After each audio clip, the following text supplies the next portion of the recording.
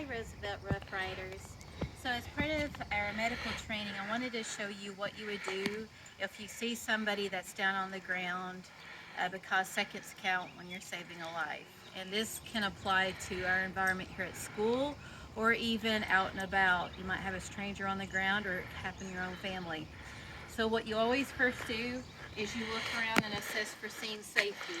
If it's not safe, you don't go into that environment because then you become another person that someone has to save. So once assessing for scene safety, you go up to that person. Hey, are you okay? You shake them. Feel for a pulse for not even 5 seconds. They say no more than 10. If they're not responding, not breathing, there's no pulse, you immediately, you start chest compressions. You interlock your hands like this. Go like this with your hands. You go between the nipple line on the sternum, and I'm going to start counting aloud. 1, 2, 3, 4, 5, 6, 7, 8, 9, 10, 11, 12, 13, 14, 15, 16, 17, 18, 19, 20, 21, 22, 23, 24, 25, 26, 27, 28, 29, 30. Now if you have a mask, you go ahead, you put that over the mouth and nose. Ensure that you've got a good grip of making a C with your hands.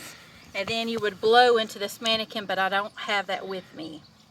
Then you would immediately resume compressions. Now say if you don't have a mask to put over the person's face, you don't have to do breaths.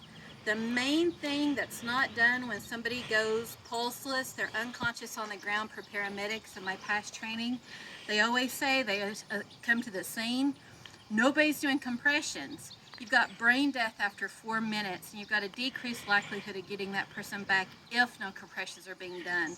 So what you do, you start your compressions.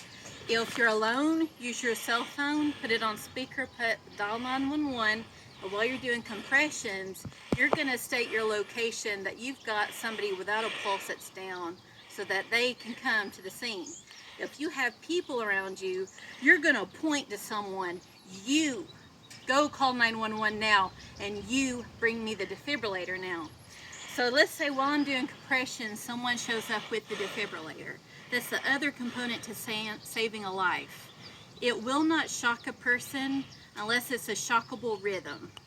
So when somebody comes, I'm still going to be doing my compressions, okay? And then that person, they're going to go ahead and put a pad on. It's a sandwich effect. So your heart's on the left side of your chest. So a pad generally goes here, and then another one would go here. And when you take it out, there's a picture of where on the body to put that defibrillator pad. And you got to remember to turn it on. People get really excited, they forget to turn it on. It will tell you what to do. So while I'm doing compressions, I've got the defibrillator on. It's going to tell you to stop compressions because it's analyzing the rhythm. At that point, you briefly stop. If it tells you it's a shockable rhythm, you resume compressions while it's charging up, but then when it goes, it'll go, it'll make a steady sound and say that it's ready to be, shock your person. At that point, you're gonna lift your hands up and go all clear. You're gonna look all around you from the head to toe. Nobody's to touch that patient before you touch that button. Once you push that button, if you're making contact with the person, you can send electricity through your body, and now you're a patient that needs saving. So no touching the person. The reason that I'm teaching you all this, yes, you can help save a life, but if someone's down without a pulse, all this has to start with the compressions within 10 seconds. So I might not be to where you are yet. And also remember, if anybody's in trouble like this, or if they're not medically well, you never ever leave them. You stay with your person and get them help. Because if you leave them, there's nobody there to keep them safe. And if you have questions, just approach me. You can email me or visit me in the health office. But you can make a difference, so no question's a dumb question, so please ask. Thanks.